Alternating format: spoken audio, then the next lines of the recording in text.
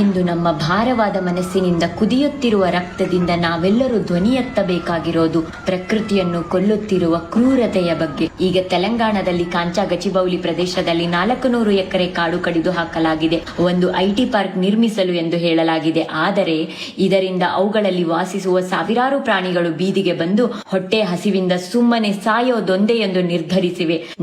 ನಾವಿಲ್ಲಿ ಬೆಳಿತಿದೀವಿ ಅಂದ್ಕೊಂಡಿದೀವಿ, ಆದರೆ ನಾವು ಬೆಳೆಸುತ್ತಿರೋದು ಬರೀ ಕಟ್ಟಡಗಳು, ಸ್ವಾರ್ಥ ಮತ್ತು ನಮ್ಮ ಪರಿಸರದ ಅಪಾಯವನ್ನು.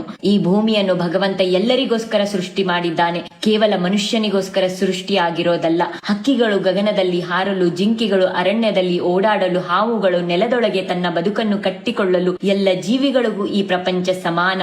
ನಮ್ಮ ಮನೆ ನಾವು ಕಟ್ಟಿಕೊಳ್ಳೋ ಹಾಗೆ ಪ್ರಾಣಿಗಳು ಕೂಡ ತಮ್ಮ ಮನೆ ಕಾಡಿನಲ್ಲಿ ಕಟ್ಟಿಕೊಂಡಿವೆ. ಆದರೆ ನಾವು ಸ್ವಲ್ಪ ಬೆಳವಣಿಗೆಗಾಗಿ, ಸ್ವಲ್ಪ ವಾಸ್ತು ವಿಕಾಸಕ್ಕಾಗಿ ಅವುಗಳ ಮನೆಗಳನ್ನು ಕೆಡವುತ್ತಿದ್ದೇವೆ. ಆ ಹಕ್ಕಿಗೆ ಬೇಸಿಗೆಯಲ್ಲಿ ತಂಪು ನೀಡೋ ಮರವನ್ನು ಕಡಿದು ಹಾಕುತ್ತಿದ್ದೇವೆ. ಆ ಜಿಂಕೆಗೆ ಆಸರೆಯಾದ ಕಾಡನ್ನು ನೆಲಸಮಗೊಳಿಸುತ್ತಿದ್ದೇವೆ. ಪ್ರಕೃತಿ ನಮ್ಮೆಲ್ಲರನ್ನು ಕೇಳುತ್ತಿದೆ, ನಾನಿಲ್ಲದೆ ನೀನು ಬದುಕಬಲ್ಲೆಯಾ? ನನ್ನಿಂದ ನೀನು, ನಿನ್ನಿಂದ ನಾನಲ್ಲ. ನೀನು ಇರದಿದ್ದರೂ ನಾನು ಬದುಕಬಲ್ಲೆ, ಆದರೆ ನಾನು ಇಲ್ಲದೆ ನೀವ್ಯಾರು ಬದುಕುಳಿಯುವುದಿಲ್ಲ.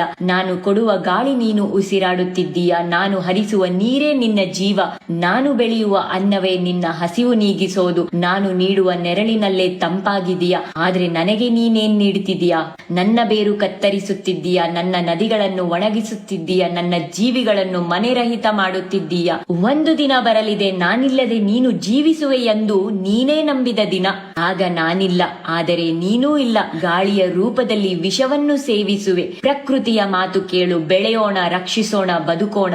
ನಮ್ಮ ಹೊಣೆಗಾರಿಕೆ ಏನು ಎಂದು ಎಲ್ಲರೂ ಧ್ವನಿ ಎತ್ತಿ, ಇಲ್ಲವಾದರೆ ಧ್ವನಿ ಎತ್ತಿದವರ ಜೊತೆ ನಿಲ್ಲಿ. ಜನರಿಗೆ ಈ ದುಸ್ಥಿತಿಯ ಅರಿವು ಮೂಡಿಸೋಣ. ಸರ್ಕಾರದ ಮೇಲೆ ಒತ್ತಡ ಹೇರೋಣ. ಪ್ರತಿ ಪ್ರಾಣಿಗಳಿಗೂ ರಕ್ಷಣೆ ದೊರೆಯಬೇಕು. ಪರಿಸರ ನಾಶ ಮಾಡುವ ಅಮಾನವೀಯ ಕೃತ್ಯ ಮುಂದೆಂದೂ ಆಗಬಾರದು. ಅಲ್ಲಿವರೆಗೂ ನಮ್ಮ ಕೂಗು ತಲುಪಬೇಕು. ಸಾಮಾಜಿಕ ಮಾಧ್ಯಮಗಳಲ್ಲಿ ಸೇವ್ ತೆಲಂಗಾಣ ಟ್ರೀಸ್ ಮತ್ತು ಸ್ಟಾಪ್ ಡಿಫಾರೆಸ್ಟ್ರೇಷನ್ ಎಂಬ ಹ್ಯಾಶ್ಟ್ಯಾಗ್ ಬಳಸಿ ಪ್ರತಿಯೊಬ್ಬರೂ ಕನಿಷ್ಠ 1 ಮರ ನೆಟ್ಟಿ ಅದರ ಜವಾಬ್ದಾರಿ ತೆಗೆದುಕೊಳ್ಳೋಣ. ನಮ್ಮ ಮಕ್ಕಳ ಭವಿಷ್ಯಕ್ಕೆ, ನಮ್ಮ ಜೀವ ಜಂತುಗಳ ಬದುಕಿಗೆ ನಾವು ಪ್ರತಿಜ್ಞೆ ಮಾಡೋಣ. ನಮ್ಮ ಇಂದಿನ ಹೋರಾಟ ನಮ್ಮ ಮಕ್ಕಳು, ಅಂದರೆ ಮುಂದಿನ ಪೀಳಿಗೆಗೆ ಅರ್ಥವಾಗಬೇಕು. ಇಂತಹ ಕೃತ್ಯ ಅವರಿಂದೆಂದೂ ಆಗದ ಹಾಗೆ ಅವರಲ್ಲಿ ಜಾಗೃತಿ ಮೂಡಿಸಬೇಕು. ನಾವೇ ಈ ಹಸಿರು ಜಗತ್ತಿನ ರಕ್ಷಕರು ಎಂದು ತಿಳಿಸಬೇಕು. ಪರಿಸರ ಉಳಿಸೋಣ. ನಮ್ಮಂತೆ ಪ್ರಾಣಿಗಳಿಗೆ ಬದುಕಲು ಹಕ್ಕಿದೆ. ಪ್ರಕೃತಿಯ ಆಳವಾದ ಮಾತುಗಳನ್ನ ಕೇಳಿ ನಾನು ನಿಂತು ನೋಡುತ್ತಿರುವೆ. ಒಂದು ದಿನ ನೀನು ಹೇಳಲೇಬೇಕಾಗುತ್ತೆ, ನಾನು ತಪ್ಪು ಮಾಡಿದೆ ಎಂದು.